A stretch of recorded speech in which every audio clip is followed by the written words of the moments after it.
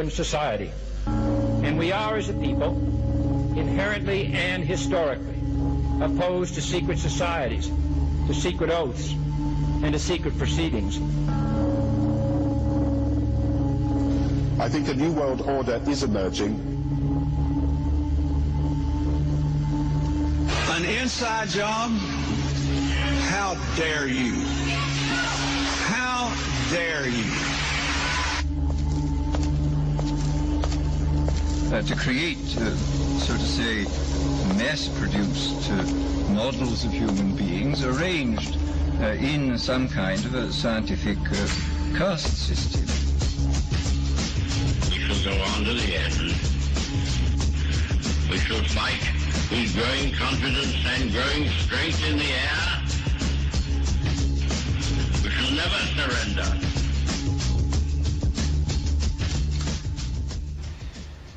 Good day, everybody. This is Tyrannosaur Radio. The podcast of this will also be heard on ucy.tv.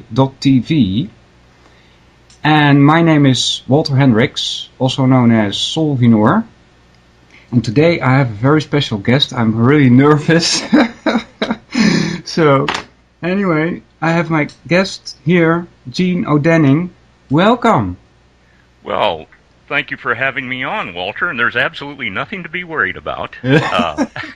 We're just going to try to bring some clarity to people's thinking and get into how they might start to learn on their own by just using this very simple framework, which is part of what are called the 7 liberal arts. These are the first 3, the trivium. And I can't really say that we have subjects here. I based everything that I have since come to know about the trivium from my middle 30s. I'm now age 67, but until I was 33, I had been given the 7 liberal arts as a young person, but I'd never heard the terms trivium or quadrivium. I grew up in the United States, of course, but at age 33, my wife and I went to New Zealand on the advice of the person who really introduced me to these subjects. I spent 8 years with a family dentist in my hometown in the state of New Mexico here in the States. And I'd spend every day after work with him, and he slowly started to introduce these ideas to me. Yes. But I was going to go on to dental school and decided not to. But one of the places that I could have gone to dental school, and the license was, they had a reciprocal agreement with licensing, was New Zealand, which of course speaks English.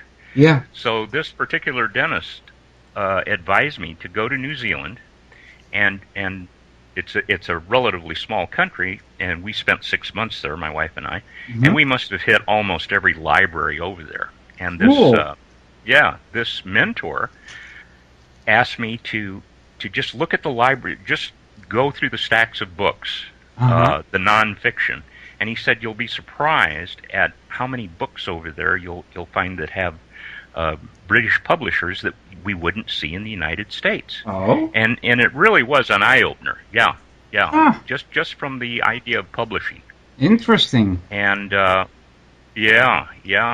one of the things that I came across was Dorothy L. Sayers' book or essay, really, on the lost tools of learning. Yeah, I read that on air. It's a good essay. Yes, and that was the first time I'd come across the terms trivium and quadrivium. Yeah, so that by the way, people, is a topic for today. We're going to discuss the trivium, but also Gene and I are going to have some fun with ancient ideas stemming from India. So now you have a little bit of idea what we're going to talk about. So as said, the trivium is grammar, logic, and rhetoric, right? Right. Is there a reason why it is in that order? Yes. Let's distinguish grammar, special grammar, and general grammar. Mm-hmm. There is a difference. And what you do with grammar, you use the rules of grammar to organize a string of thoughts, and we as humans have the ability to progress through complex ideas that are related to one another. In other words, there are multiple steps of thought to come to a final idea or conclusion. And because there are multiple links to the chain, let us say, we have to have ways to put that chain together, and that's what grammar provides us. What is it, for example, that we're looking at in order to put this body of knowledge together? A body of knowledge is multiple ideas of a similar nature. Now, once we do this, we have to check ourselves. We have to make sure that that body of knowledge is of a whole, is of a piece. That's what makes it a body of knowledge. But invariably, either in the statement of that body of knowledge, or as we, as the individual who are the audience, interpret it, there may be some contradictions in there.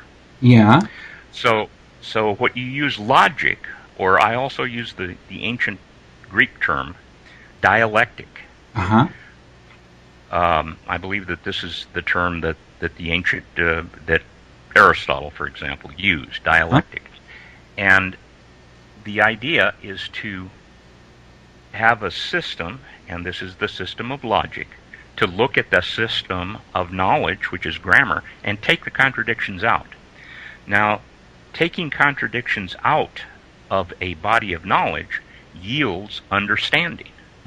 So if you want a definition for the term understanding, it's taking contradictions out of a chain of thought, out of a body of knowledge that yields understanding. Yeah, I must. And then finally, now you see. Go ahead. No, we have to have a body of knowledge first before we can take the contradictions out.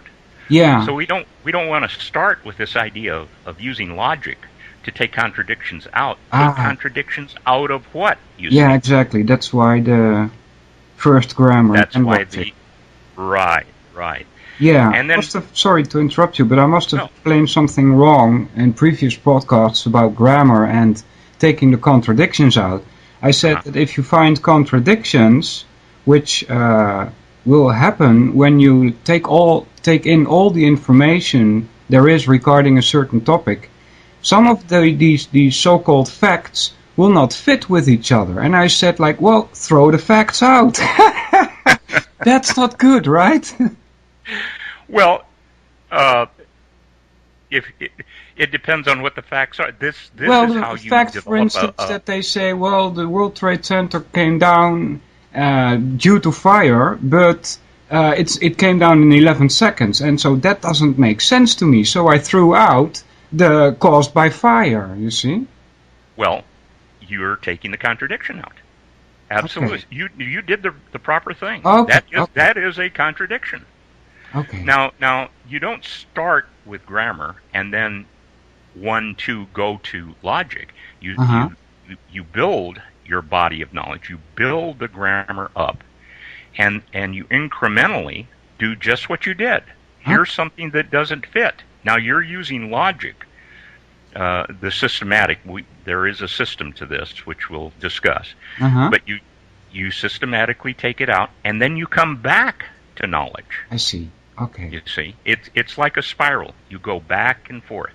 You start with knowledge, take the contradictions out. All right, now when you spoke of the World Trade Center, now you've got to come back and say, well, what did cause this? You see? So you're working back on grammar. You're trying to gather more facts. You're trying to put this body of knowledge together.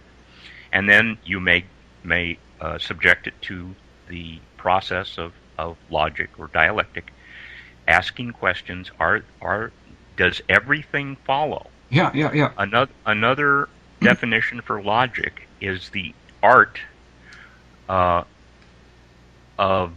valid inference. Now the term inference. What's that? INFER. Well, inference is just the process of thought. Oh, okay. That's all. That's all it is. It's just the process of thought. So when you, for example, someone, let's go back to the World Trade Center. Mm-hmm. You got the news. Now, the newscaster and the people behind the story are trying to imply to you. See, they are speaking, so they are implying to you, the audience, that this is what happened. Mm-hmm. So, in your trying to understand, you can use the term inference as an inclusion of both the grammar and the logic. Okay. So valid inference is just another way of saying taking the contradictions out. Okay. Because there is such a... So they imply and you infer. I see. Yeah. You see? So I would imply to you and you would infer. So this is the way that even when we're speaking the same language, that we interpret one another. And now we get, let's say we've gotten our grammar together, we've taken all the contradictions out. Now we want to go and speak to someone, Mm-hmm. or to test ourselves. Mm-hmm. Is our knowledge and understanding on this particular topic complete? So one of the ways you do that is either to write, which is a wonderful way to do it. Just write things out and see on the page or on the computer screen if there are any contradictions in there. Mm-hmm. Or go to another person and give your explanation. Mm-hmm. Then get their feedback, because they may have other points that are valid about this topic that you hadn't thought of, Okay. and it may add to that body of knowledge and logic, understanding. It may add to your logic and understanding. Or if yours is complete, you're enlightening your audience, the other person or group of people. Mm-hmm. And this is rhetoric, and there's a specific way of going about rhetoric. It's also rules based, as are general grammar, logic, and finally a set of suggestions, really, for Okay. rhetoric. The trivium is not a prescription. It's a framework that reflects the way your mind would work. You observe things in your surroundings or within your own mind. You're making internal and external observations. Mm-hmm. Then you're taking the contradictions out of them to make that body of knowledge a whole.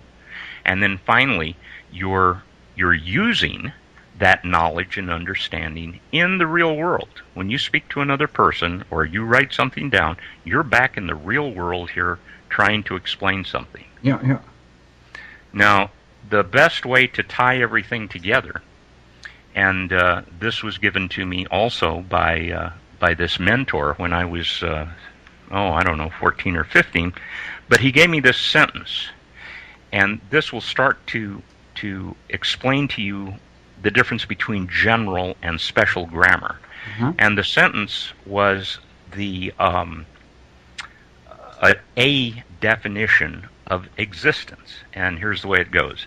Existence is every substance, action, attribute, and relationship that is, was, or ever will be. Okay.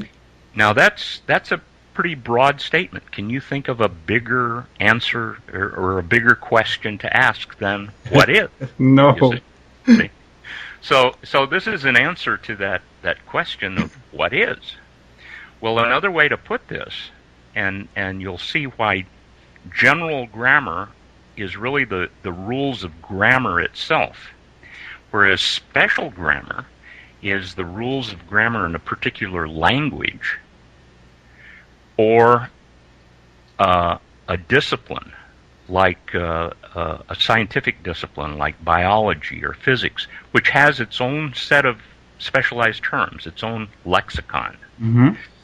Now, here's what unites everything. You can also restate that definition of existence. using grammatical terms or parts of speech. So, existence is every noun, verb, adjective and adverb, and prepositional phrase that occur in the 3 dimensions of time. Uh-huh. Now you see, I can say existence is every substance, and you can say that word substance in your language or another language. Yeah. So substance is always the same thing, regardless of which language you're speaking. Yeah. It's a noun or a pronoun. And then action is a verb or state of being. Actually, it's either action or you're stating something is moving or something is at rest. For example, that's a state of being. Uh-huh. But in any language, whenever you're speaking of movement or being at rest or anything that has action, it doesn't matter what language you're speaking. It's a verb. Mm-hmm. You see? And then both of these, and this is in a particular order also, the noun and the verb have attributes to them. Oh, in other words, see, a noun can be let's say an animal, and possibly we're looking at a bear, and the bear seems to be round and big. So this is an attribute. It could be black. So all of those are attributes of the bear, you see. Mm-hmm. But then we could speak of something in motion. Now we see the bear starting to. He was at rest. So being at rest is a verbal description. Mm-hmm. That is his state of being. But he is now starting to run, and he is running faster, as fast as he can. So those adverbs, fast, faster, are modifying the verb. So that's an attribute of the action. Now, in any language, that, regardless of what language you're speaking, those attributes refer to adjectives and adverbs, or attributes put together. Okay. And finally, regardless of what language you're speaking, there are relationships. Now, there are relationships of substances, of nouns and pronouns, and relationships of actions and states of being. So, a lot of these relationships are in time, temporal, or in space. For example, the bear is underneath the tree. Underneath tree is the prepositional phrase. Underneath is the part of speech that introduces tree, the object, mm-hmm. or the subject of the phrase. Mm-hmm. The bear is the brother of another bear in the same vicinity, for example. Yeah. So regardless of what language you're speaking, the prepositional phrase which shows relationships between substances, actions, and attributes are prepositional phrases. Now, there are other parts of speech that vary quite a bit. Those particular parts of speech, nouns, whenever I say noun, I also mean pronoun or a name of I can't think of the name for a proper noun. So when I say noun, I mean any of those. Okay. And then verb, of course, stands by itself. And then adjectives and adverbs are attributes, and then relationships of those preceding three. Okay. So in any language, nouns, verbs, adjectives and adverbs, and prepositional phrases all relate to the same thing, and this is why it's called general grammar. These are the parts of speech, or the the first rules of putting together thoughts. I see. Okay. Yeah, and in almost every language, a complete thought is you're speaking about something and you're saying something about what you're referring to. What you're talking about is the subject. We were talking about the bear, Mm-hmm. and then we're saying something. We were saying something about the bear. This is the predicate. Uh-huh. There's the subject, the bear, and then the predicate. Either that he's running, or that he's in a certain position, or one of his attributes. Yeah. So that's a complete thought, a subject and a predicate. That's the first complete thought that you carry in your mind. So what you can say general grammar refers to is the way you think, the way you initially start to order your thoughts, multiple thoughts. Yeah. So now we can go on to other parts of speech, in other languages that really don't, that just streamline everything, like conjunctions, Mm-hmm. and, or, those things that put two words together, or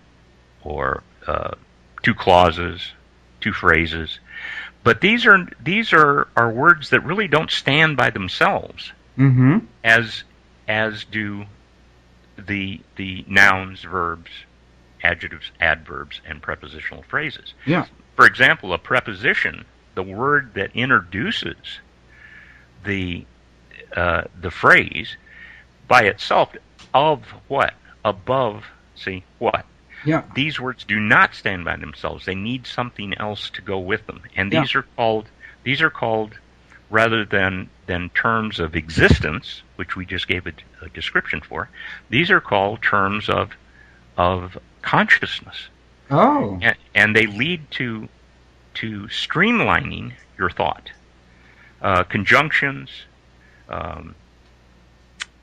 articles, a and the, those are adjectives that tell you if the noun is particular, the man, or if it's general, a man. Mm-hmm.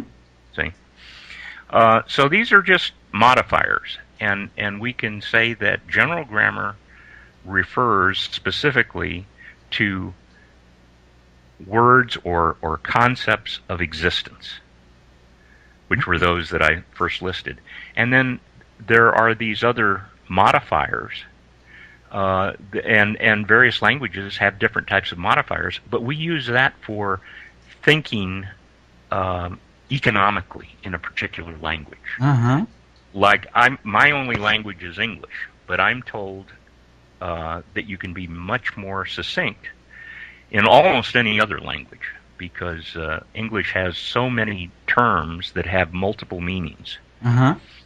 and other languages are more exacting than English. So all these terms, prepositions, conjunctions, interjections, articles. An interjection, by the way, is a word that has emotion. It's always followed by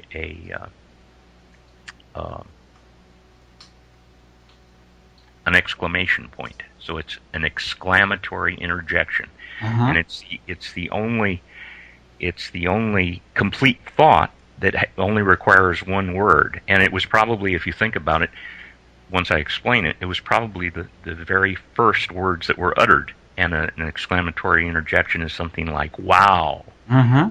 "gee." It has emotions, and it's only one word. Yeah, yeah. So these were probably the first words ever uttered. Yeah, yeah, yeah. But wow or gee what, you see. Yeah. Whereas you can talk about a bear, or a house, or a square, or a thought, an idea. Those are all nouns, and they stand by themselves. Yeah.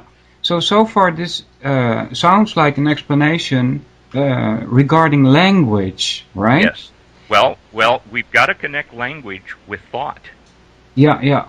But I've always, and maybe I shouldn't do this, because I'm also new at this trivium. But I told my listeners that grammar is like building blocks. Is that correct? That is correct. Okay. Sure. Yeah. But what are you building? You're building thoughts. Yeah, that's correct. Yeah. Yeah. You So see, it is language. Yeah. A sentence, grammatically, when we're speaking about grammar, is a subject and a predicate. It's something that you're speaking about and something that you're saying about what you're speaking about. So that's a complete thought. That's the first of the complete thoughts. So you put two thoughts together and you've got two sentences. Complete thoughts together. And it's this string of sentences that make up paragraphs and finally complete essays, something that's written about one subject. And then you put these paragraphs together and you'll wind up with a monograph, for example. An essay on one topic. And then you take several monographs and put it together and come up with a book or a description of an entire series of thoughts, of an entire subject matter, of an entire topic. So these are the initial building blocks. Now, when you have these building blocks put together, as I said, when you write something out as you understand it, you can go back through after writing it, or even when you're writing. Oftentimes you can see, as you did about the Twin Towers, you can see that something doesn't fit. And now you're in dialectic, you're in logic. And what you're actually doing, dialectic refers to the conversation that you have with yourself. You can think of it as the right side of your brain asking questions of the left side, and then the left side asking questions of the right side. So this is the internal dialectic. And then finally, if you have another person or people around you that you're still trying to bring understanding to, you have an external dialogue with them. And what you're trying to do is seek the truth of the matter in a dialogue. So you can actually use this idea of taking contradictions out in a dialogue with other people. Yeah. But first, of course, you're working on your own understanding. So the building blocks of grammar bring you knowledge, but this is more or less undifferentiated data to begin with. Yeah. You put data of the same quality together, and you have knowledge. Now you still don't have information. You're still in the grammar stage. You still have data of a similar nature, but it's after you take the contradictions that are either within the statement or within the way you, as the audience, reads it, or as the observer distinguishes it, then you just take all the contradictions out, and this yields understanding. Yeah, so and of course, a building block can be a fact that is correct, but if you understand that fact wrong, there's also a contradiction. Is that correct? Exactly. I see. Until you get the contradictions out. Now, you still have to have, for example, going back to our 9/11 example, you still have to have more data. Yeah. You know that fuel, that kerosene fuel that was used to fly an airplane, that was given as the excuse for the building coming down, doesn't produce enough heat to cause the building to collapse in its own footprint. So you have to go back and get more data. Yeah. Now I don't believe that this is the case. See, my inference, I don't believe what they imply. I infer that this is wrong. So now I've got to go back and get more evidence. And as you build evidence, then you get closer to the truth of what did happen. And this gives you understanding. And of course, you go on to rhetoric and explain yourself to others, explain yourself to yourself. Yeah. And usually, when in that process, whatever it is that you're trying to know and understand comes into an even finer knowledge and understanding as you were explaining it, until finally you have a coherent body of knowledge, a body of knowledge of this chain of thoughts. So this idea of coming to logic, which is really Aristotelian logic. He didn't use that term. This we can start to make our connection back to ancient India, which is, as I say, I'm 67 years old now, and as I'm getting older and older, I see more and more connections to India as being the birthplace of civilization. And the way I look at civilization is that people started to think in terms of property, of mine and yours. And the first property they looked at was the earth. They come from the earth, but now they're starting to have this idea of that the earth is for my benefit. Whereas primitive people, and I'm using the term primitive not in a detrimental sense, not pejoratively. I'm using primitive in that these people look at things in very primary ways, which is not to say simple ways. They look at their understanding as they come from the earth. They are products of the earth. And of course, it's explained in many ways, Mother Earth, that type of thing. But as soon as you get this idea of the earth being for me rather than my being from the earth, you start getting into this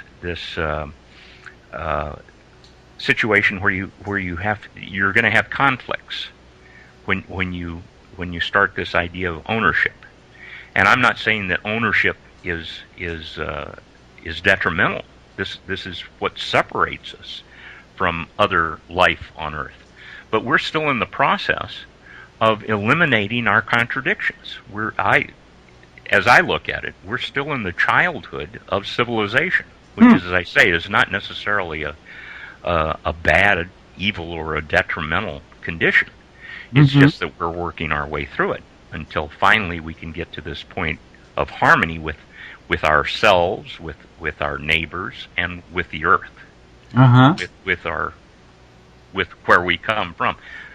In other words, when we can balance coming from the earth and utilizing our environment or the earth to our mutual advantage with it, then we will have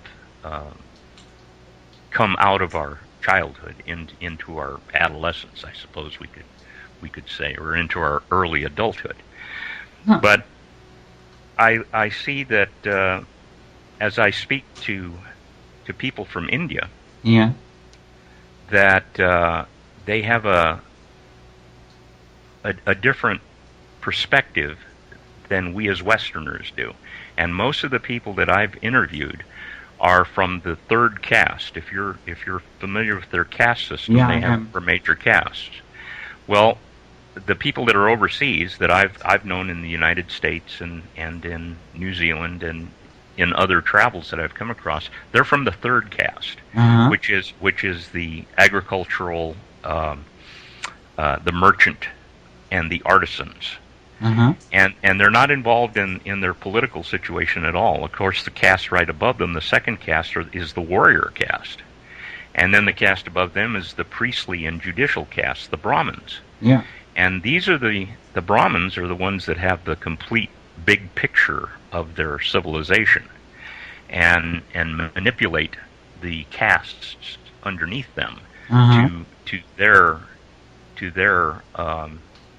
ideas of how civilization and society should work. And in order to come to those conclusions that they do, I really think that they probably developed what we now refer to as the trivium. For example, most of the logic, the Aristotelian logic that we utilize in the West, was probably not given to Aristotle. He had a three-step method in logic itself. It's called a syllogism, which is a Greek word meaning connected discourse. Cool. That's whoa. Now you're speaking Chinese to me. Well, all you have to do is connect discourse. Discourse is just speaking or thinking. It's connected. Okay. Now it's See? Chinese. Yeah, you have knowledge. Now you have knowledge, and now you have understanding. So it's connected. Yeah. Now, you had written me an email, Yes. and you used a term, a priori, or a priori, which is a Latin term. Yeah. And it always goes with another term, which is a posteriori, or a posteriori. And what they mean is a priori just means prior, Yeah. and posterior means behind or before. Now, these relate to the two things that the only two things that the mind can do. It can take ideas apart and it can put ideas together. Oh. That's it. We're You going look out into at the- deductive and inductive now. Exactly.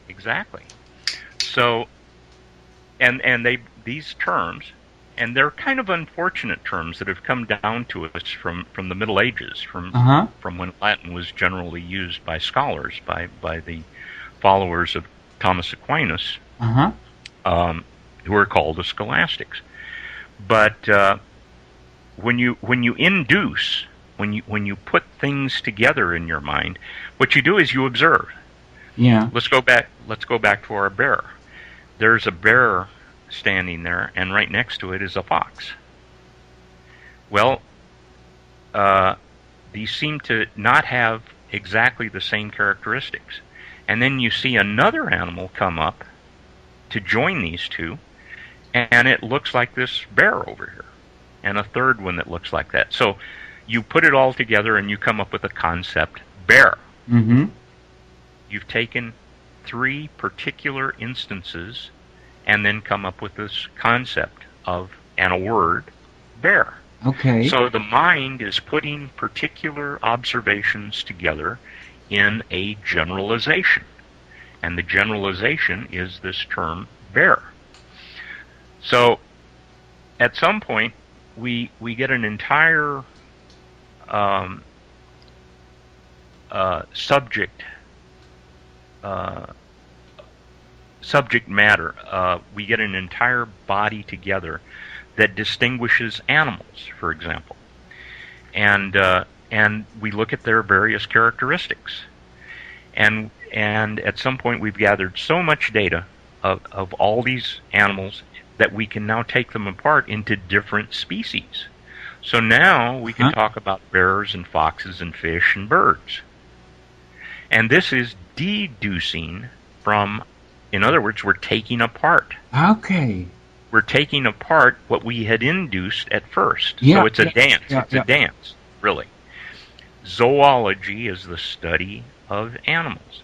And now we have seen that all these things that we call animals that live and have respiration and reproduce and so forth have species within them. Mm-hmm. And this is what we do with deduction.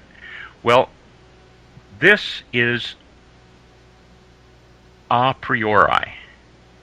Whenever we look at a body of knowledge, say zoology, we want to take apart and find the species in there, and maybe study that species even more, a particular species of bear. We want to look more at the species of the greater phylum of bear. And so we say that we have a goal in mind. So we're putting things together, our ideas and our goal, which is to study this particular species more closely, and we have a goal. So we are we are going through a mental process prior to coming to our full knowledge and understanding. So that's what a priori refers to. Whereas a posteriori means that those things that we are observing, the bears and the birds and whatnot, have already existed. They existed before we started to observe them. So this a posteriori just means that you're observing things that already exist in the real world, in the objective world. And a priori means that you are putting together, you are taking apart into a species that which is generally known. You start with a generalization a posteriori, everything that came before, that exists before your thought process started, and now you're over here in a priori. You have a goal in mind that you want to have knowledge and understanding of those observations, of those generalizations. So this works very much like grammar and logic or dialectic, that you put together something in grammar, the first building blocks, and then with logic you take them apart to see if there are any contradictions. Because that's the only way you'll find a contradiction, is to take it apart. These are rules of definition, is that correct? Correct. There's genera and differentia. Exactly. And this is another part of logic. This is not the syllogism, which only works with taking things apart. Okay. With deduction. It doesn't work with induction, because induction is an observation. And there are many things that you can only point to. Like, try to describe the color yellow to me. See? Yet, I can go and point to an object and point to it, and you'll say that is a yellow object. Yeah. See, there are certain things that we just can't put into words, but we can point to it because it exists, and we just don't have enough knowledge. Well, there's enough knowledge now that we can quantify colors, for example, because we know that they consist of wavelengths, and we can use instrumentation that's we've gotten a lot of experience with, and we can tell the different wavelength of yellow from blue, for example. But with our unaided mentality and our five senses, then our five senses are the only thing that keep us in contact with reality. We see, we hear, we taste, we smell, and we touch. Yeah. And that's how we make our inductive observations. Okay. So we don't have to worry too much about the rules of induction, although we're still trying to determine what that process is. But going back to Aristotle, he had already published what he called his book on rhetoric. Now, he had been the tutor, the private tutor of Alexander of Macedon, who later became known as Alexander the Great. But he was tutoring Alexander in his adolescence, and he gave him what he knew about grammar and rhetoric. And then Alexander, of course, grew to become a conqueror. And as he went from Greece throughout the ancient world, he finally got to Persia and India, and India was just such a complexity to him that he turned around and came back. And I believe it was on his way back, Aristotle's nephew, it was his Aristotle's great nephew on his sister's side, was sending back specimens, plant and animal specimens to Aristotle. And it's been known that Alexander's expedition was sending these items back to Aristotle, But his nephew, and I got this from speaking to several people of Indian descent, that they had this idea of logic, of taking contradictions out, and rather than a 3-step process that we now know as Aristotelian syllogism, a major premise, a minor premise, and a conclusion, they had a 5-step process. Oh. And one of the steps was pretty much what we consider a priori, or deductive, is the first thing that they would state in their 5-step syllogism was their goal. What was it that they were trying to prove?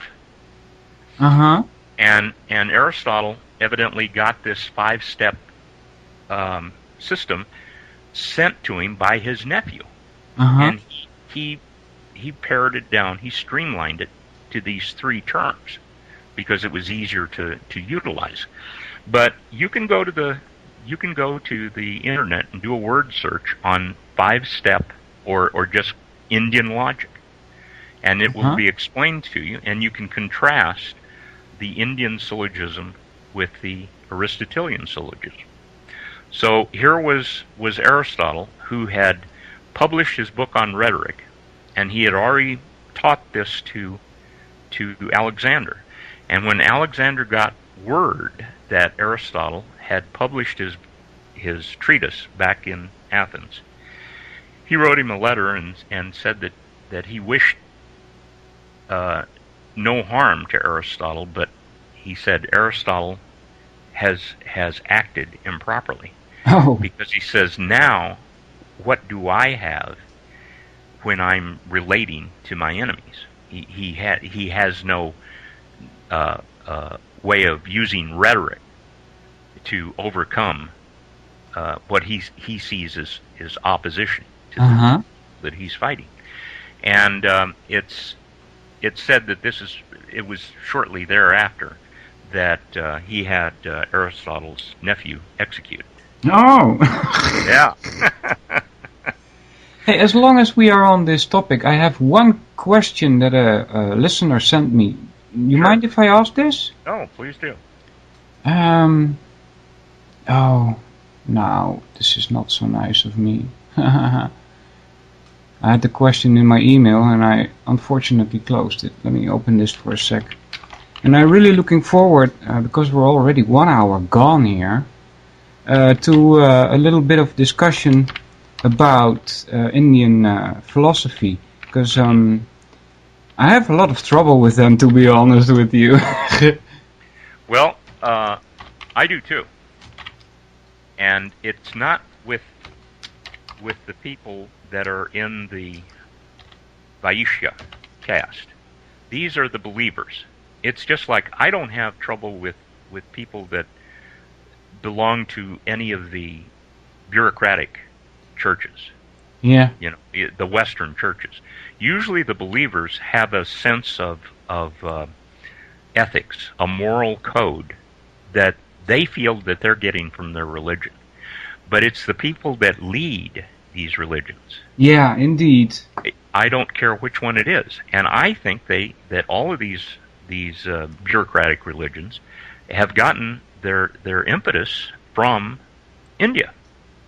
That everything, the Indians actually call Hinduism the mother of all religions, of all organized religions. Yeah, and I can understand, because I've read a lot of Veda, so to speak, and although I cannot trust the translations, I find a lot of ideas in there that can be found back, like the Trinity, for instance, in Christianity. But here I have the question. It says, the trivium method, and please correct these questions if they are wrong, okay? The trivium method implies that there is one objective reality and that it can be known through the senses and understood through cognition. Now here comes one of the philosophers I haven't read much. It's about Kant. He says, up to now it has been assumed that all our cognition must conform to the objects. but all attempts to find out something about them a priori through concepts that would extend our cognitions have, on this presupposition, come to nothing. Now that I have to read that like 3 times to understand it, first of all. And then it continues, hence let us once try whether we do not get further with the problem of metaphysics by assuming that the objects must conform to our cognition. Now that doesn't make sense to me at all, because objects, to me, as a noob philosopher, are part of reality. And we don't decide what reality is. Reality does. Exactly. Reality has no contradictions. Now, I've heard a lot of discussion about this since I stated it on Jan Irvin's show about 5 years ago. That is to state that reality has no contradictions is a matter of faith. Oh? Yeah, but that is the definition of reality. That it does not contradict itself. It is in harmony with itself. It's our interpretation of reality. Now, getting back to Kant, he had a very, like many of these modern philosophers, I take all Western philosophy, because of my background, back to Plato and Aristotle. And really, the person that put together this idea that the senses mean a lot was Pythagoras. And Pythagoras spent 20 years in Egypt going through the mystery schools there, and then he made his way across to Persia.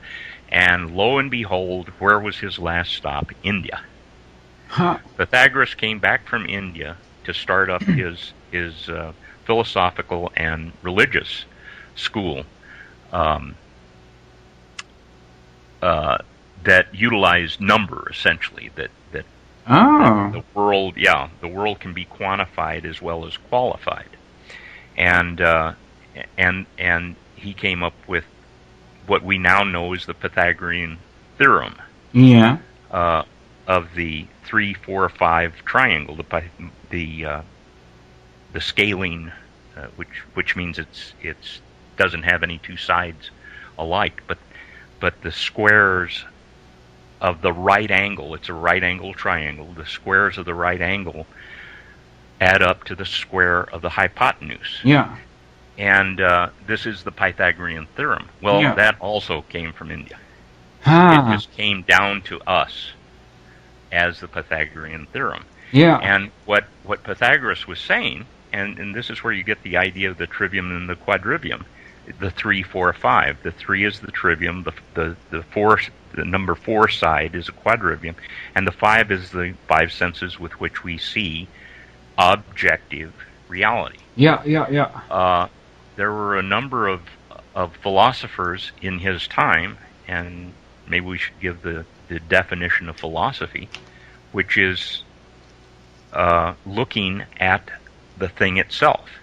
Now, this is what Kant is famous for having said, is that you cannot perceive the thing itself, because he did not believe in essentially the accuracy of the 5 senses.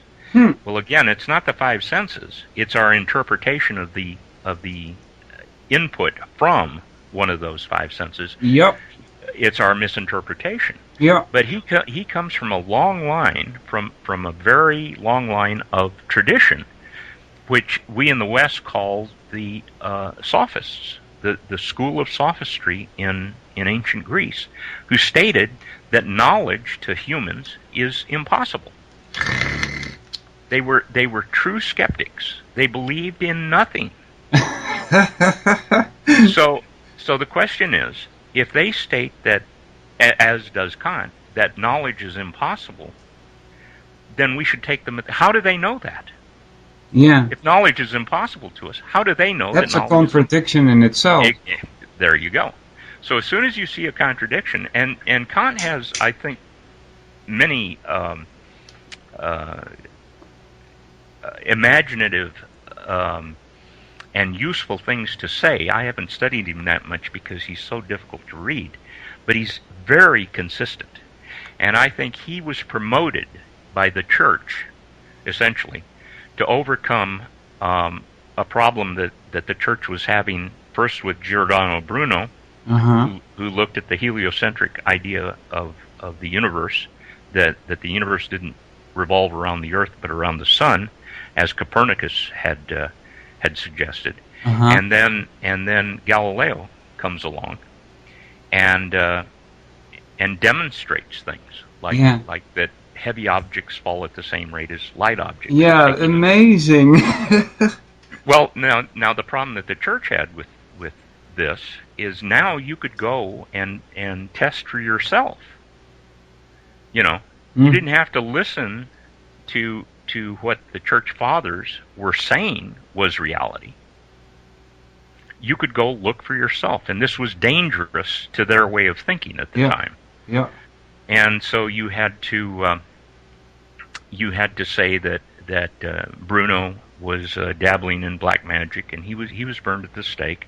Yeah. And of course, Galileo was under house arrest after the trial that found him guilty of whatever it was they found him guilty of.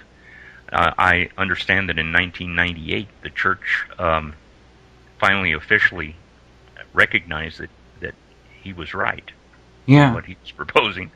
So you can see that we're held to these illusions of what is reality, and what Kant was saying, and it actually came up from René Descartes.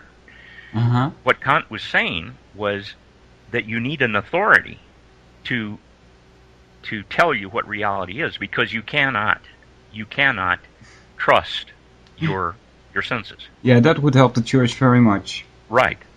And because his philosophy was so consistent, he had a system that was consistent. Now, the system didn't have all that much to do with reality, but it was very consistent within itself, much as a lot of mathematics. There are a lot of disciplines in mathematics utilizing cardinal numbers rather than ordinal numbers. Yeah, but that's not fair, is it? I mean, if somebody says that there is no free will, for instance, I've heard this on a podcast also, and then first you start by defining what free will is, and you can build a very good, consistent story around that. But wait a minute. That is why you need the idea of definition in the discipline of logic to see this. It is up to you not to be deceived, because there are plenty of people around who, not necessarily knowingly, are trying to pull off a deception. And a lot of people that I've been exposed to kind of demonize Kant. And I don't know that it was Kant himself, or I know that you have some things that are not all that pleasant to say about Auguste Comte. Yeah, for instance. And you know that those names sound similar, but they're spelled differently. Kant is K-A-N-T. Yes. And Comte is C-O-M-T-E. Yeah. Auguste Comte. And Auguste Comte just came up with this other deception over here called positivism. Yeah. And it's just another way of saying that the authority, whatever the authority says, is the truth. Yeah. And that's positivism. And you can see it in legal terms. Yes. That there is natural law and there is positive law. Yeah. And positive law supposedly is man's law. Just because somebody posited, that's where positive comes from, that somebody said it, posited this idea, and it's been tested in court, if you use English law, that uses precedent, that there have been enough people that have voted on this, that therefore it's true. Yeah. And it's come so far away from natural law. Natural law is discovered. We go to nature to try to understand what the laws of harmony are. And if man comes up with the idea of making a rule to govern the behavior of other men, so long as it's in harmony with natural law, put into the language of man, it's usually just. It's usually keeping other men from harming their fellows or their fellows' property in civilization. But when it starts getting so far away from natural law that it's just the rules that are made up by someone as they go along, because we've, over time or enough people say that this is so, this is the precedent, then it's called law, and now you have the authority of law. Yeah. So you're always being inundated with this concept of authority over you, that you cannot trust your own thought, you cannot trust your own senses, you cannot trust your own observation of nature to discover its laws, or to see where this positive law, which is always undergoing revision, differs from natural law. So it's up to you to have this idea of defining. And to me, the rules of definition, let's just go back to logic or dialectic. Sure. Because it essentially has three parts. One is the idea of inductive and deductive reasoning, which, as I say, you always try to simplify things down to their basics. And induction is generalizing or putting ideas together. Deduction is taking those general ideas apart. So it's the two things that the mind does. It takes ideas apart and it puts ideas together. And you can even go to the two hemispheres of the brain and determine where most of this occurs. Deduction happens in the left hemisphere of the brain. Induction or generalization, seeing the big picture, is on the right side. Oh. So we've differentiated the two types of reasoning, and then we go to the syllogism, which is how to take how to systematically go about deep general observations, and that is the syllogism. And then finally you go to how do you determine what is, or how do you define, how do you identify things? Yeah, that's an important one, especially Yes. for a philosopher. Well, there's a philosopher that I have followed, a modern philosopher who more or less put her philosophy together between, I think, Aristotle. She admits to that, but she got a lot of ideas from the Stoics, and we know her as Ayn Rand. And she started a philosophical school called Objectivism. And she has one of the better definitions of logic that I've heard. It's the art of non-contradictory identification. Yeah. So identification goes to this idea of definition, which is using the big picture, the general picture, and then finding something about a particular within that general category and describing its differences. So the general category is the genera, and the one that belongs within the class, but because of these differences, these differentia, make it a species.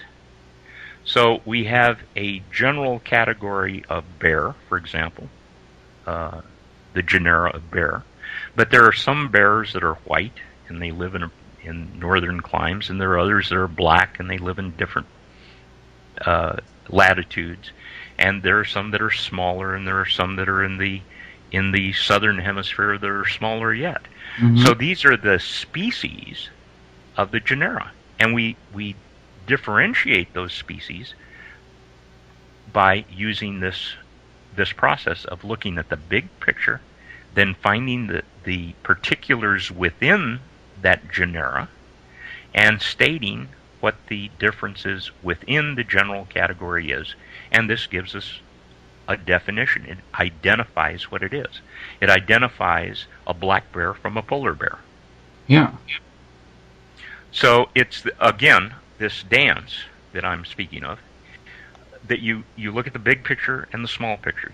You look at universals and particulars.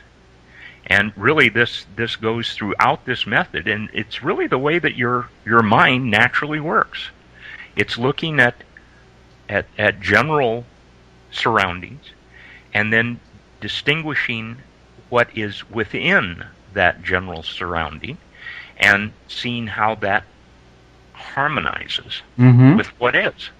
Yeah. Now, a lot of times, because our mind is such that it's not perfect. We are capable of making mistakes, and this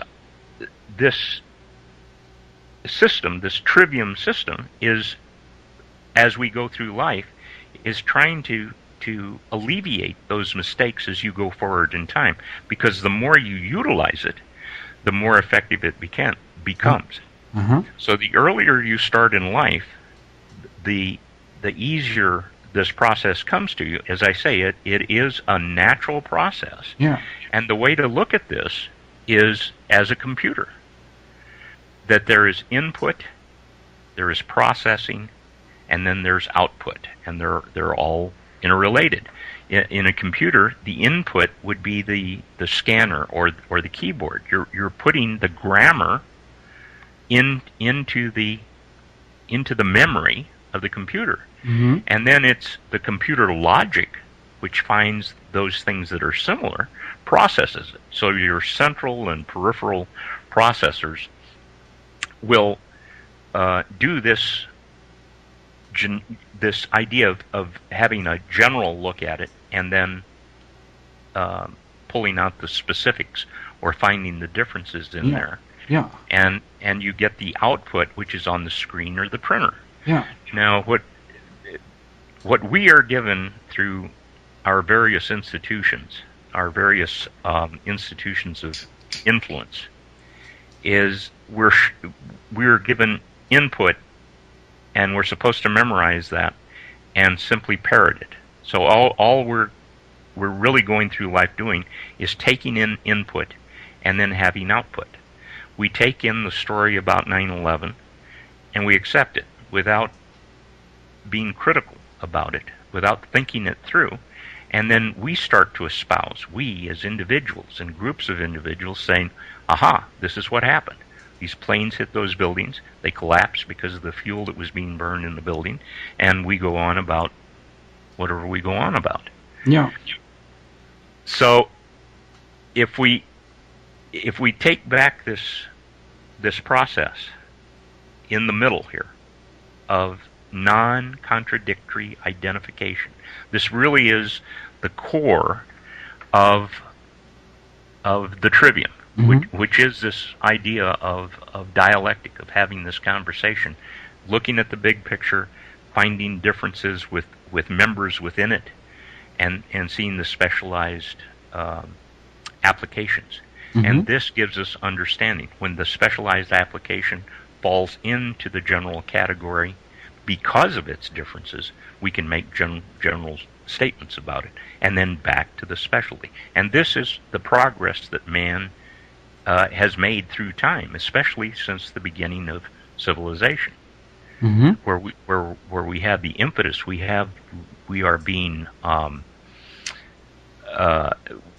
reasons for doing these things now, because we must come at some point into harmony with ourselves as individuals, with our neighbors, friends, and associates, and finally with our surroundings. And it's through the observation where everything starts, observing as these actions and relationships go forward. And this is the framework that we can use.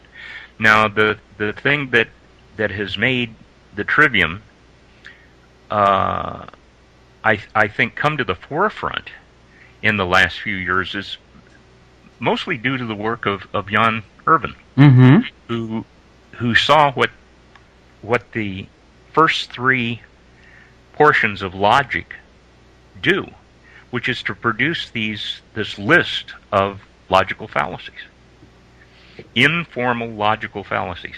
And here we go. It's like trying to use the terms a priori and a posteriori just because they came down to us from several hundred years ago. But informal logical fallacies mean that these fallacies occur in either form of reasoning, of either deductive or inductive. Okay. Another term that you can use for these are analysis and synthesis. When you analyze something, you're taking it apart to get to an understanding. Yeah. When you synthesize something, you are taking the particular parts together to come up with the product. So synthesis is induction. Analysis is deduction. Yeah. And these produce these things called, they were used so much, these contradictory statements, that various schools, philosophical schools, in the ancient world, both Eastern and Western, came up with this list of fallacies that occur in either form, in either inductive or deductive, and that's what informal logical fallacies refer to. And it's an unfortunate way of, the way we think today, that's an unfortunate term, informal. And that's all it means, because there are such things as formal fallacies. Mm-hmm. And the only way you can get to formal fallacy, and this is why you really have to get a book or take a course on Aristotelian logic, because in there you have to take various types of declarative sentences. There are 3 basic types, and we needn't get into that right now. But they always have a subject and a predicate. Mm-hmm. And there's this idea called the square of opposition, and there are 4 different ways that you can put these 3 types of sentences together. Actually, you're trying to, and I'm getting a little bit too technical here. This is why you have to take the course, Mm-hmm. and it'll come together when you do it. Or you can just look up the square of opposition, Aristotle's square of opposition, and you can see that there are different ways within this form. Formal fallacies relate to deductive thinking, and there are several ways that you can go wrong. And again, it refers that it's very technical to get into, but I'm trying to think of the most commonly the most commonly used formal fallacy, but it really doesn't matter. Once you start taking the course, you can work this out for yourself. Yeah, Aristotelian, that word, that logic I was going to go into further, just as also because I'm interested in it, but also because I need to be able, in my opinion anyway, to explain this on air also, because it belongs to logic, right? Mm-hmm. It's difficult to explain this on air. Okay. Well, I'm not scared of that. What I would suggest, and I asked that I could do this before we started recording, but there is a course that I took that was recorded, very much like a university course. I took a course in philosophy when I was in university, and part of that course was this course on logic. Okay. And then several years, it wasn't that many years later, it was only about 3 or 4 years after I was in university, I came across this. Again, I mentioned Ayn Rand's objectivism. Mm-hmm. And she had a student named Dr. Leonard Peikoff, who followed her philosophy, but as part of her project, he got a doctorate in philosophy. So he got a Western view, university view of philosophy, and he put out this several courses in front of an audience, and one of them is this Introduction to Logic course. Okay. And I think he did it over a 10-week period of time, but it's now available for, I think, under $10 US from the Ayn Rand eStore site. It's an MP3 download, and it has several exercises in there on the informal logical fallacies. Uh-huh. And to me, it's the best course because it mirrored the university course that I had taken. Okay. So closely. Now he will put in some comments, a number of comments about objectivist philosophy itself. Mm-hmm. But he states at the very beginning that he's going to attempt to give the unbiased course as he sees it. Okay. And since I got this course back in the early 70s, 74 or 75, I think he recorded this in 72 or 73, and I paid, I don't know, $350. Oops. Well, for the cassette tapes back then. That's a lot. And, well, it was one of the more fruitful purchases I've ever made. Uh-huh. I should get my hands on that. Well, as I say, I think I've given you the information. Yes. But you go to Ayn Rand's e-store and get Dr. Leonard Peikoff's. Actually, if you go down to the homepage, it comes up, and go to the lower left-hand side, and you'll see the bestsellers. And Introduction to Logic is listed number 1. And I just checked it today. Number 2 is another course by Peikoff. It's on grammar. But this course is really more grammar for writers. He doesn't get into general grammar that much. Okay. But a lot of people, just because it's got grammar as part of the title, have bought it, and it's well worth taking. Okay. But the one that I think you in particular would be very interested in is the third one on the list, which is called Founders of Western Philosophy. Yeah, and yeah. he's got 2 of them. He has the ancient philosophers and the modern philosophers. Oh, very good. Yeah, I hope they But, send stuff to the Netherlands so I can get my hands on that. Oh, sure. Well, you can download it off the internet. Oh, like that. It's not a cassette anymore, of course. No. I went through so many cassettes, and then I purchased them on DVD, and they were $300, between $300 and $400 each. And each one of those, actually all of those bestsellers down there, that are listed down there, they're all Peikoffs. There are a number of different authors on this site, including Ayn Rand. But I can't really say that I was a student of Ayn Rand. Mm-hmm. I really was a student of Dr. Leonard Peikoff. Okay. And as I say, there is much in there that is worthwhile, and there is much in there that I disagree with. Yeah. And I haven't ever found any one school of thought that I am completely taken with, which leads me to bring up another website, and I'm so happy to see this occurring worldwide right now in the so-called alternative media. Mm-hmm. But just the other side of you, up there in Sweden, is the Red Ice Creations, Red Ice Radio. Yes. And I would suggest they have, particularly lately, they have a number of extremely informative interviews. And one of them that I was particularly interested in is a scholar from there in the Netherlands, Geert Andriga is his name. But you can go to their website, look through their inventory there. You mean Red Ice? Red Ice, yes. Correct. Yeah, not red ice, that what you see Red with, ice, but well, ice that is frozen water. Yes, that's what it's called. It's called Red Ice Creations. Go to Red Ice Radio. And there are 2 different programs. One is hosted by a person named Henrik Palmgren. Yeah.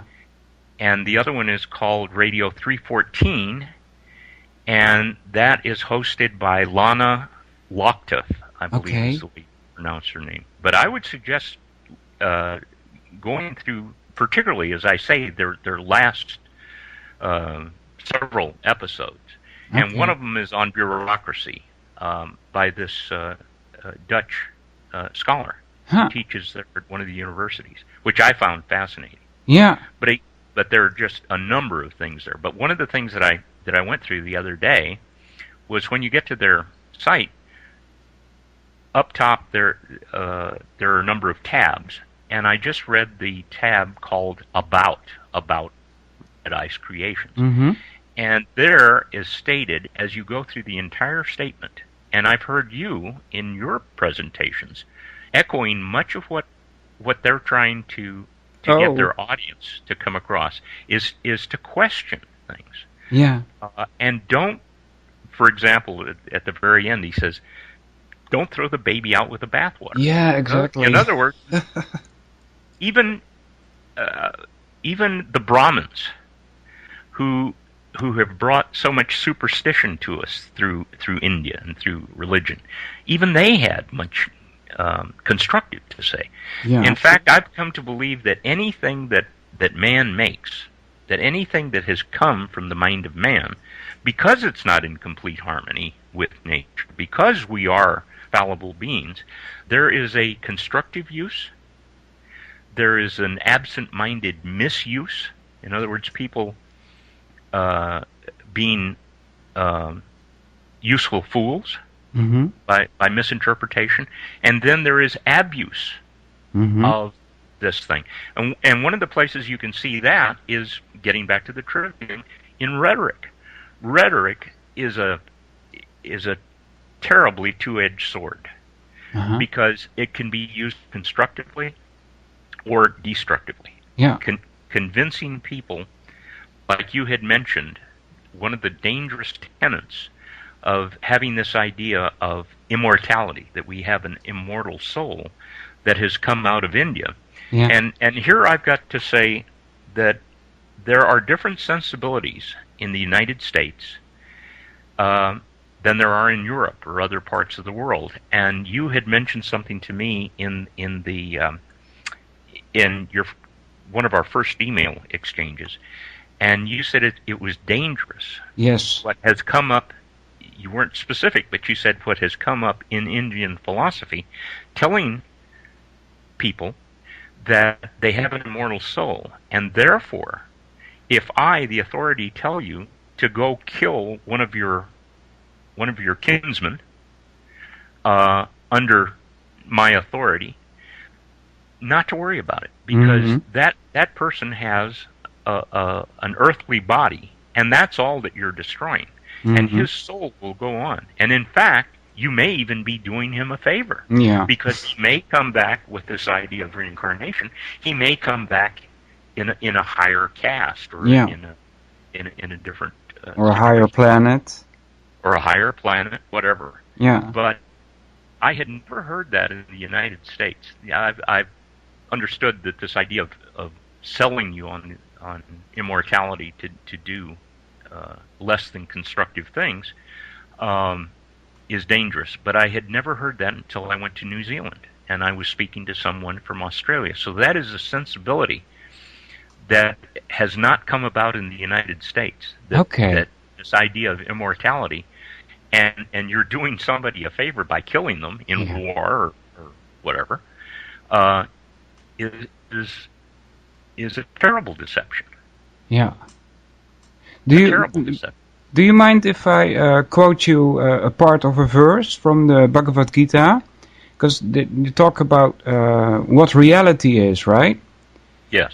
And they say they have these. We have in our system the elements, right, like oxygen and things like that. They see it rather different, and all of the times when I see people talking about the elements, they always mention earth, water, fire, air, and then sometimes they say spirit as a fifth one. But these they seem to come from India indeed, because there is a verse there in the Bhagavad Gita, and it goes earth, water, air, fire, and then ether as a fifth one. But then they add 3, and it's mind, intelligence, and ego. And they find that they call them elements. Have you ever heard of that? Well, I've heard. It's only because I've connected, for example, with Plato and Freud. Yeah. And Carl Jung. And I don't know how many other people have come up with this. And I also connected to the Yggdrasil tree, for example. Uh-huh. Or to the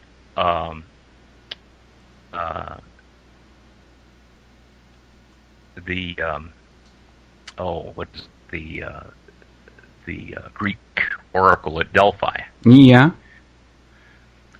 All of these have 3 elements, what you're just speaking of. Uh-huh. And let's see if you can connect what you just described there. I'll use Plato's terms. Okay. And he said that we have a base element to our psyche. Now they're the ones that came up with these terms, psyche.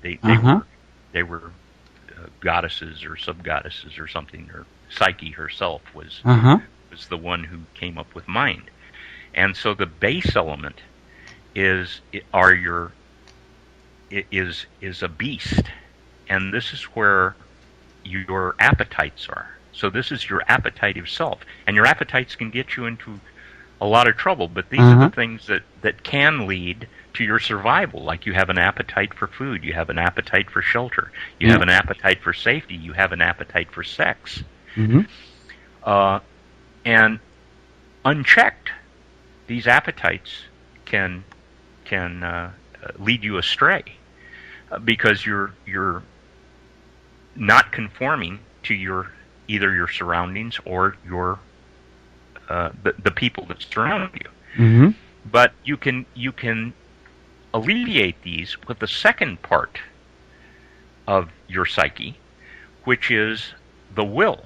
And he likened it, rather than to the beast, he saw the lion as being more noble than this uncontrollable beast. The lion at least has some degree of control and nobility, and of course a will, that the lion will not necessarily kill for no reason, but for hunger or for domination.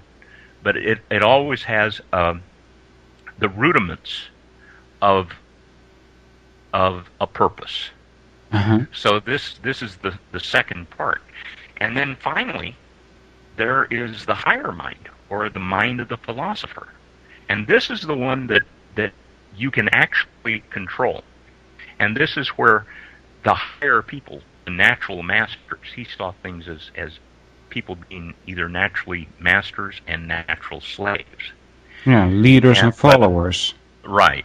And that the masters are in contact with their higher self, with this philosophic, with the logos, with the logical self.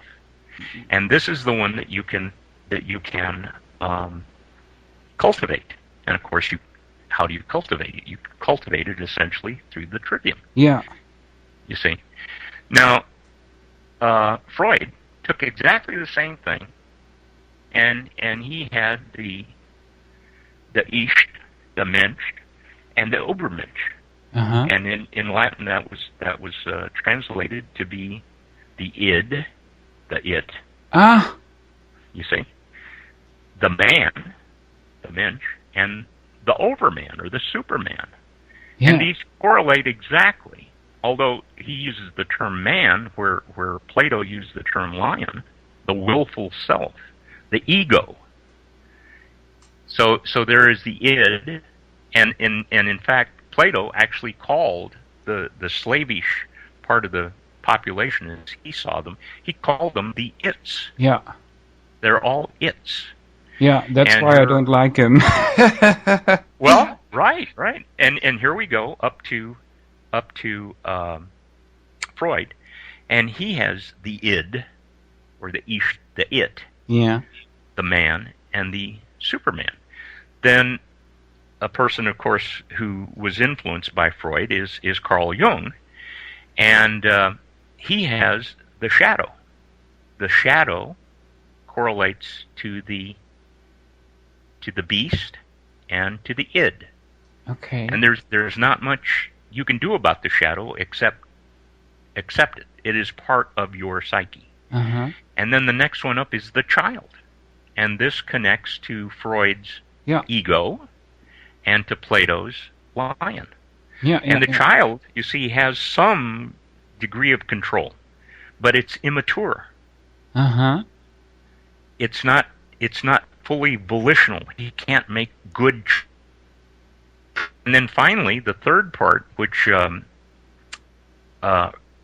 Jung calls the wise old man and the old mother. And these are the people that make choices, make good choices. Mm-hmm. The wise old man and the good mother. And those relate to the super ego, or the Übermensch, and the philosopher. Huh. Now you can also see this in the Yggdrasil tree. The roots go down, and there's supposedly a serpent around the roots of the tree. And this is Helheim. And then you get to the area where we live as people on Earth, and this is Midgard. Okay. And this is where we are. And then finally you get up to the branches, the leafy branches at the top of the tree, and this is Asgard. Yeah.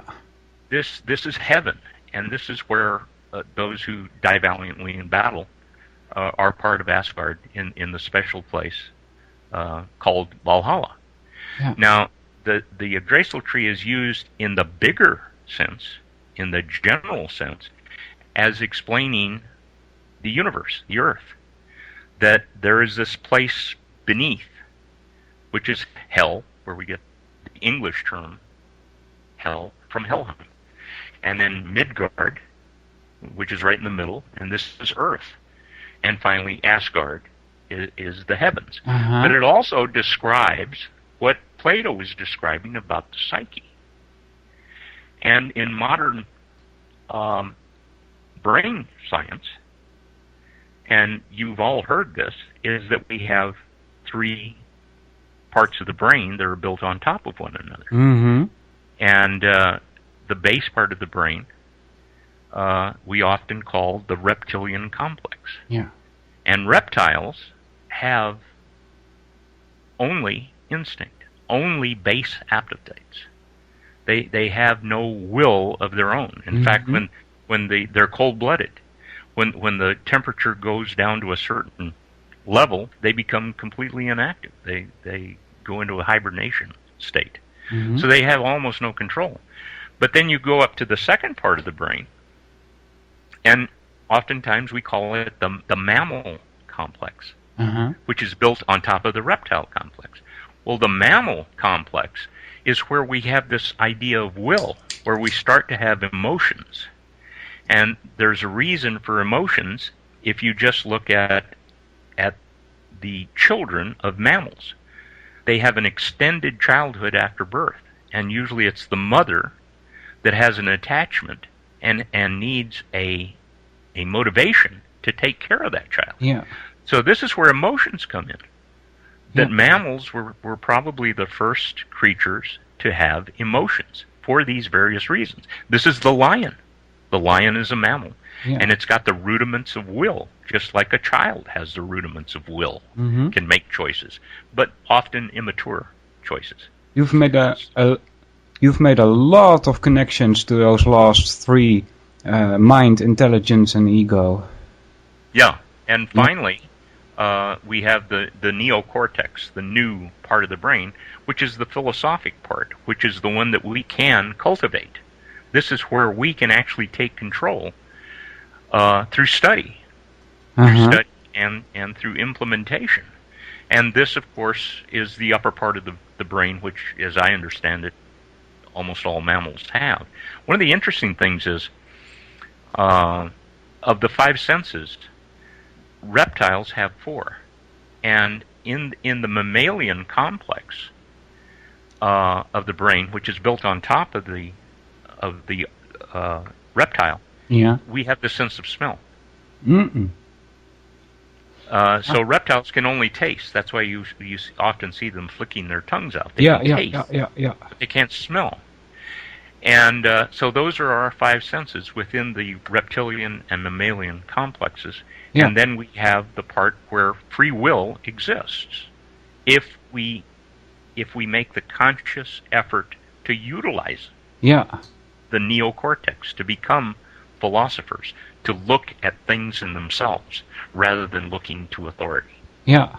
Now these, the last verse that I quoted, that is supposed to be, they call them elements, but there's something missing from there, because in all of those elements I don't see any consciousness appearing. And then they come up with this idea of jiva, where we get the word rejuvenate from, for instance. And maybe anima, but I'm not sure about that. They also call it atma, and that those are Sanskrit terms. And they try and tell us that we are a soul, or we have a soul. I'm still I'm still confused as to what exactly I am, because it's a real problem. I've only come to the conclusion that I'm not my body and I'm not my mind, but that's about as far as it goes for the moment. But Consider this. Rather than saying you are not one or the other, in other words, either or, yeah. How about also and? Yeah, that's what people keep telling me. Yeah. But I really have a hard problem with accepting that I am this body, because I see my body changing from childhood to older age, but I'm still the same person, you see. I'm still what's in there, what makes my body move, what makes my body alive, is still the same. So I rather look at that and try and find out what that is than focus on my body, you see? Well, one of the I was listening to some of your presentations, which you emailed to me when you first invited me. Yeah. And one of the things that you mentioned is, what is it to be alive? What is the life force? Yeah. And all I can say is, we don't know. I don't know. I don't know.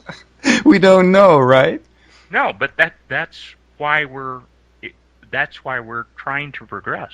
Could it be slowly, that it's just not conceivable? Well, obviously, because we haven't conceived of it yet. Yeah. You see, I don't look at that's a cruel joke, though, to make on us, isn't it? No, not at all. It's possibly one of the. There's this idea that there is a reason for everything. Yeah, exactly. And then there's this idea that there is no reason, that it's all determined. Oh, really? Yeah. Well, that doesn't make sense to me, because everything that I look at in nature has a reason. Well, it's in harmony. It's in harmony. Yeah, you can determine a reason for it. You can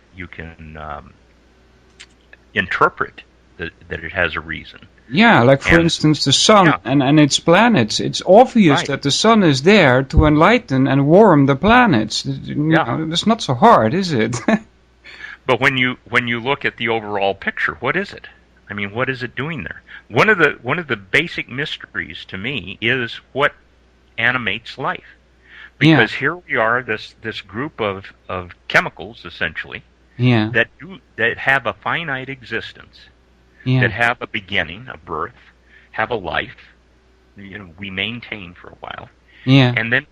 And then at one point, whatever animates us goes away, even though our body still remains, its chemicals remain, and will deteriorate because this animation force is no longer with us. Yeah. Now, what is that animation force? I don't know. No, I don't know either. This idea is presented also in the Trinity, in the Indian Trinity, where you have Brahma, Vishnu, and Shiva.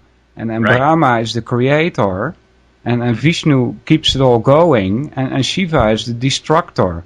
You could also put time to that, like past, present, and future. And they tell us a lot about that, and then the people in India, for instance, they go worshipping these gods, and I'm like, well, that's not what's the meaning of this, is it? Well, you can look at that Brahma, Vishnu, and Shiva as being birth, life, death. Yes. Rebirth, life, death. Now, if you look at the English term God, G-O-D, you can look at the G as being generation, the O as being operation, and the D as being dissolution. It's the same Trinity. Yeah, yeah. Generation, operation, which is life, dissolution, which is death, and then regeneration, operation. The same. That's why I'm saying that I see all these concepts going back to these ancient times. Yeah. And actually, if you look at some of the lore from India, the idea that there is this thing called Brahman, from which the term Brahma, creator god, comes from. And then, of course, the priests themselves are called Brahmin to connect them with the idea of the creator. And this, you cannot really speak of Brahman. It is not a thing or a person. Correct. It is emanation. It is transcendence and emanation. And you can look at some of the lore, which is very sophisticated about this, and it's expressed through time, which is what you just mentioned, that it can be past, present, and future. And one of the ideas you can go to, and again, for those that are interested, you can look this up. Just do a word search or go to Wikipedia and look up the term. I can't think of it right now. It's it's got to do with time. But one of the things that you can look at is, and bring it up, is century of Brahma, or Brahma 100 years. And this is where you can also get some of the idea behind Christianity about the Abrahamic God creating the world in 6 days and then resting on the seventh. But their idea is that there is this thing called Brahman, which you really can't speak of. Correct. But it emanates, and the first thing it emanates is the first creature, and it is called Brahma. Yeah. And because it emanates from Brahman, it is called Brahma. And the reason it becomes a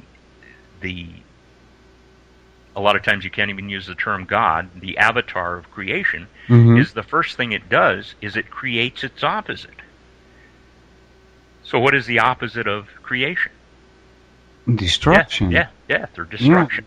Yeah. Okay. Now the question becomes, creation and destruction of what? So you have to have this idea of something that goes on for a period of time. And so together they create Vishnu, so that you can have a beginning and an ending to life, or to maintenance, or to operation. Yeah, that's the order in which they tell me it happened also. Brahma was born on this emanation, which we can't describe, because it just can't be described in material words, because it's not, as they say, it's not material. But then Brahma comes into existence, and he has to be material, because we're talking about existence here. And then, well, it's the first creature. And he's on top of this lotus, and he's trying to find out what's going on here, and he goes down the lotus, meets this enormous sea, well, which quantum mechanics also speaks about sometimes. And then he gets scared, and he climbs up the lotus again, and he starts looking within. And he's instructed there on how to create the rest of the universe, because supposedly it's all empty. There's nothing there, not even a star. So, and then there is no matter. Let me continue with the sure. and we'll see what where we got the idea of quantum physics and a lot of other myths. So these three come about, and they're awake for this is the term I was trying to remember, kalpa. Just look up Kalpa. Yes. And kalpa is a period of time, and here's where you get into the difference between the Brahman time and human time, because they mention human time. Well, a kalpa is a day of Brahma, and it correlates to approximately 4.3 billion human years. Yeah.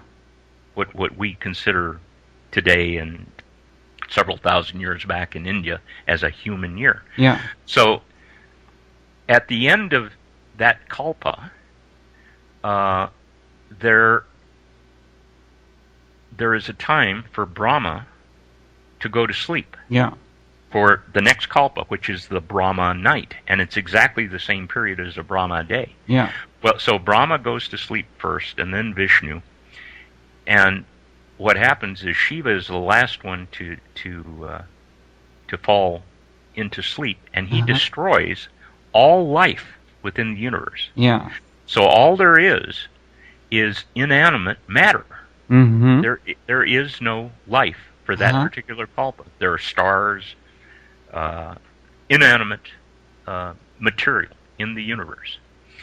And then Brahma is the first one to awaken after that first 4.3 billion years, and he creates life back in the universe. And he has to awaken Vishnu to maintain that life. Okay. And so they go through another day of Brahma. Yeah. And you go forward until a year of Brahma comes up, and I forget how many human years that is, but it is this alternation of animated life and inanimate matter. A Brahma day, we have life in the universe. A Brahma night, only inanimate matter. From that inanimate matter, we create for the next kalpa life in the universe. And the first period of time that comes to mind, again, you can look this up, Wikipedia or the internet. The next one that comes to mind is 50 years of Brahma. You can extrapolate as to how many days correlated to human years there are. But the final thing, the final number that you come to is Brahma was emanated from Brahman to exist for 100 Brahma years. And if you extrapolate from the kalpa, you come out with 311 trillion 40 billion years. That is 1 century of Brahma. And that is how long the material universe is in existence, going between life and non-life. At the end of that 311 trillion 40 billion human years, everything is folded back into Brahman. There is no material universe. There is only energy from which the material came from. There's only radiation in space. And this is what they call ether. And this lasts for 100 Brahma years, where there's absolutely nothing but energy in the ether in the universe. And then the cycle starts all over again. But Atman is the personal being. Atman is what each individual human is supposed to have, and it's made up of jiva. There is jiva and ajiva. Jiva is the animate, as I understand it. I may be mistaken. But ajiva is the inanimate. Yeah, that would be correct. During the kalpa, there is jiva during the daytime kalpa. During Yeah. the nighttime kalpa, there is only ajiva. Yeah, yeah. But Atman is part of the atomic structure of humans, the distinct particles or waves that make up the human. And during a daytime Brahma Kalpa, we have an Atman, which is identical to Brahman. And when you see this whole thing as a cycle, because it's said that Atman is the same as Brahman. Yeah. And you can see that at the end of that 100 Brahma years, we all fold back into Brahman. And Yeah. that's what's meant by it. Yeah. Now, you are beginning to become enlightened when you as an individual can see 311 trillion 40 billion years as only the blink of an eye. Yeah. And then the process starts over. And from there are different theories that go out, is that you live the same life again, only with some certain differences, and other interpretations say that it's a completely different, there is jiva and ajiva again, but that the events are different, over that particular period of time. Yeah. But the connection to the blink of an eye is what was known for keeping time in the Indus Valley, I believe it was. You're at a fairly high altitude and it's dry, and most humans would blink about every 4 seconds.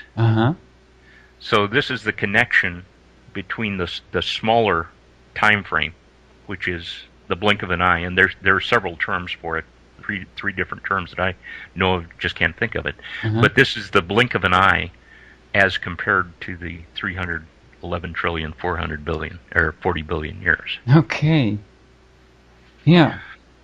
So there's the general and the specific, the blink of an eye and the Brahma, the century of Brahma.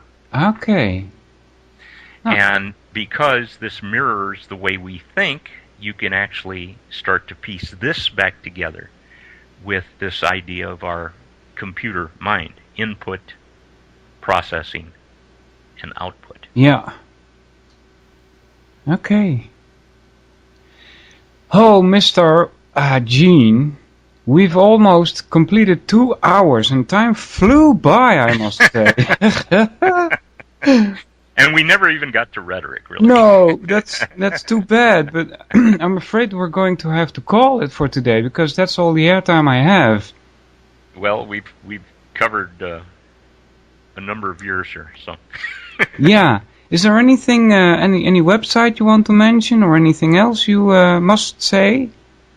Well, I'd like to mention the ones that I've said, because Red Ice. Go to the About section, and they are stating in there, read the entire thing, things that I have in my mind, and it's stated much better by them. I'm finding that the people that have followed this little journey since Jan Irvin and I had our first presentations together, that people are starting to state these things much more succinctly than I can. Okay. Red Ice Radio is one of them. You, I think, are going to become another. Of course, Jan Irvin's Trivium Education. I'd also like to mention Tragedy and Hope, who is putting together a group of podcasters, Red Ice being one of them. But another is The Unplugged Mom here in the United States. Others are there as well, and I also mentioned to you the Trivium Binder project, and also the School Sucks project. And actually, a couple of weeks ago, I just finished up a 3-part series with Brett Venant of that project. So much of this can be seen at these various sites. I would say go to Tragedy and Hope, and they've got connections to these various other other places that are doing much progressive work in the alternative media. I applaud you all for doing what you're doing. Oh no, And thank you for introducing us to all this stuff. Well, I can't even say that I introduced it, because this has all been done before, and it seems like every so often you have to just bring it into the modern world, whatever the contemporary world. I think the last time this was really done was by the scholastics in the medieval period. Uh-huh. And it's just coming forward, and I think that people are starting to use modern language essentially to communicate these ancient ideas. So I can't really. I'm just amazed that I just happen to live through these at what I think are the ideal times as outlined by Dorothy Sayers. And it's really the way your brain develops through life. Another site that I want to add to that list that you gave is Peace Revolution. Well, that is Tragedy and Hope, yes. Oh, is that the same? Oh, okay. Well, they're actually two different projects, but they're both under the auspices of the owner. Yes. Yeah. I'm getting terrible. He's going to shoot me for this. Richard Grove and Lisa Arbachevsky. Yes. Well, thanks very much, Gene. Yeah, you're welcome. My I pleasure. hope the listeners liked it. I'm sure they will like it, actually. Well, I'm looking forward to getting to more of your presentations that I didn't have time to get to. But yeah, I applaud all that all of you are doing. Well, thanks very much. Very well done. The very word secrecy is repugnant in a free and open society. And we are, as a people, inherently and historically opposed to secret societies, to secret oaths, and to secret proceedings. I think a new world order is emerging. An inside job? How dare you? How dare you? To create, so to say, mass-produced models of human beings arranged in some kind of a scientific caste system. We shall go on to the end. We shall fight with growing confidence and growing strength in the air. We shall never surrender.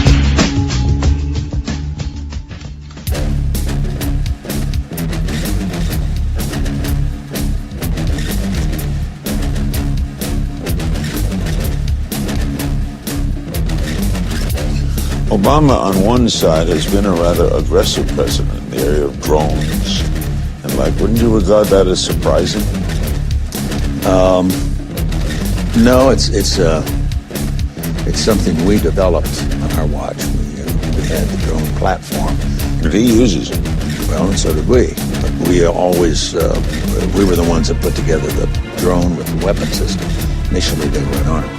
And we used them, I think, to great effect. But I think I have supported his efforts to use drones. I think that's an appropriate weapon. I think it helps significantly. But it's not enough. He seems to have the attitude that, well, we put some drones out there and then we get the troops out, bring the boys home, and not be actively involved in that part of the world. We're going to get out of Afghanistan. But where do we launch the drones that keep track of what's going on in Pakistan? Or to take out the Taliban leader, if we get regional, and launch out of Afghanistan. Those programs are put in place for a reason. They've kept us safe from another mass casualty attack since 9/11. And there's a great deal of evidence that we would have had additional attacks if it hadn't been for those programs.